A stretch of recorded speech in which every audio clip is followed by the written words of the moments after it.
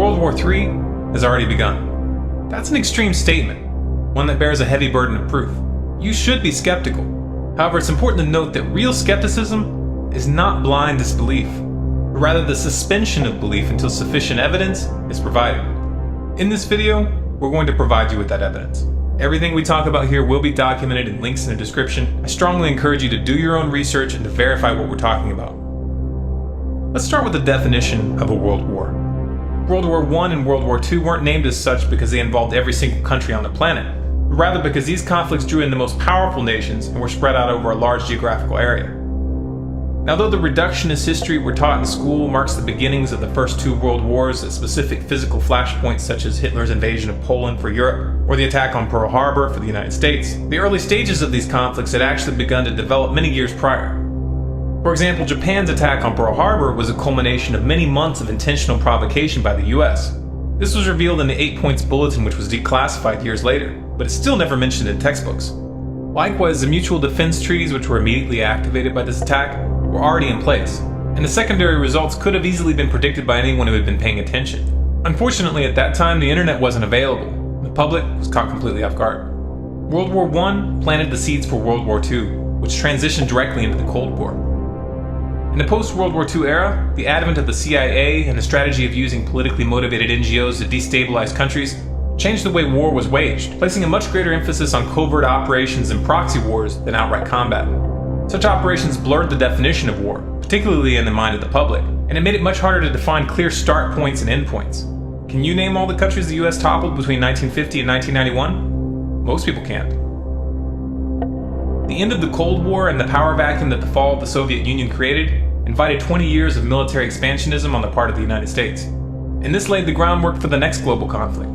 This next global conflict is what we're referring to as World War III. Now, to establish this is in fact a world war, let's first take a look at the geographic scope of the current conflicts underway.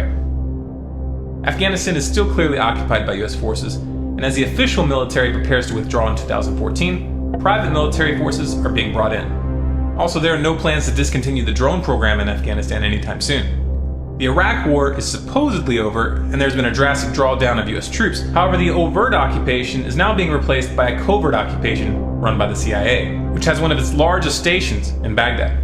Obama has expanded Bush's drone program into Yemen, Somalia, Algeria, Libya, and Pakistan. In parallel, the Dagger Brigade has deployed US forces to 35 African countries this year, and the Pentagon has put boots on the ground in Mali as of April. And let's not forget that Obama toppled the Libyan government in 2011. The US has been running intensive war games and drills with South Korea since February, and they are ongoing in spite of the lack of media attention in the past month. North Korea is calling these drills, which included simulated nuclear strikes and naval maneuvers, wanton provocations and rehearsals for war. This really isn't an exaggeration since the US just recently signed a mutual defense treaty with South Korea, which makes it significantly easier for the US to get militarily involved in that region. The US has pushed for multiple rounds of sanctions against Iran, supposedly to discourage them from building a nuke, even though the CIA and Mossad both agree that the Iranian leadership hasn't even made the decision to build a bomb, much less even start. The US and Israeli governments aren't one to let pesky little things like facts keep them from promoting military strikes on Iran. But since they haven't gotten much traction with this approach from the international community, they've moved on to less direct tactics. And that brings us to Syria. Iran's closest ally is Syria. And on Friday, May 3rd, 2013, Israel attacked Syria. This after their attempt at framing the Syrian government for chemical weapons fell apart.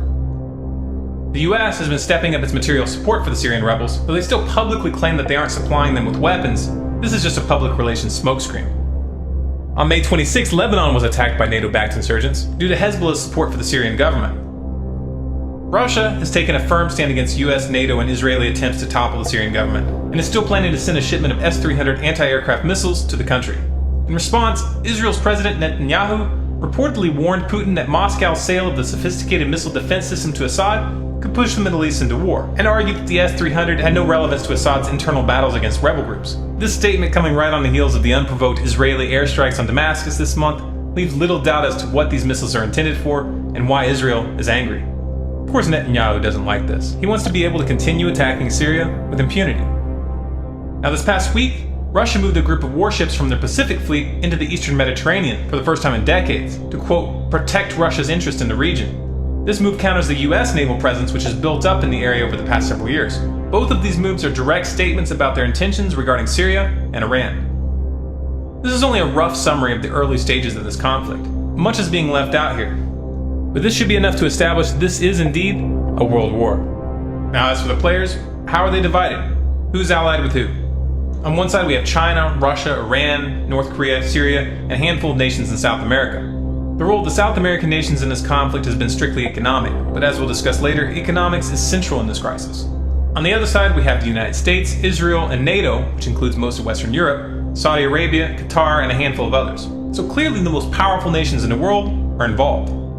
If tomorrow a direct war between the United States and Russia were to break out, this would mark the official beginning of World War III. But obviously this wouldn't really be accurate. A proxy war between the US and Russia is already underway in Syria and in Iran. And a currency war is already underway between the United States and China. The question here is really only one of scale. How far will this go? Will the US and its allies back down before this escalates into an open war involving the big players? Obviously, it's impossible to answer that question with 100% certainty. These are human decisions, and even madmen sometimes have moments of lucidity. However, when you understand why these wars are happening, it becomes clear that it is highly unlikely that the US and its allies will back down. So why is this happening? What is the motive for this aggressive posture by the United States and its allies? We've talked about this in detail in a number of videos, including The Road to World War III, which explains the history of the petrodollar and how it pertains to this current conflict. So we won't rehash all those details here. But to summarize, this war is a war for the control of the global financial system. The dollar is nearing the end of its days, and the powers that be know this. They could let the dollar fall and allow the rest of the world to choose their own course. But they don't want to. The powers that be would much rather take a gamble and stake it all in an attempt to control the currency that will replace the dollar. If they have it their way, this new currency will be a truly global currency. I think we've all got to move towards that opportunity, and I think the challenge also is whether we should move towards an international currency, because the speculation and the complexity of currency has caused some of the irritation, not only among the trading nations, but among individuals. This global currency will be accompanied by global government, which they will claim is necessary to prevent another tragic war like the one they're setting off right now. It's a classic problem-reaction-solution setup, where those that create the problem manipulate the public into accepting a solution that puts more power into their hands. They are going to attempt this one way or another. If they don't, then they will lose everything. The question is, how will we respond? Will you fall for this? Will you send your sons and daughters to fight in these corrupt wars with your eyes closed and your hand on your heart? Or will you at least speak out? This is the real variable. This is what will determine the final outcome. If you appreciate this message and if you want others to hear it, you can help by liking this video, adding it to your favorites, and sharing it to Facebook, Twitter, your blog, and by sending it to your friends via email. If you'd like more videos like this, subscribe to Storm Clouds Gathering on YouTube.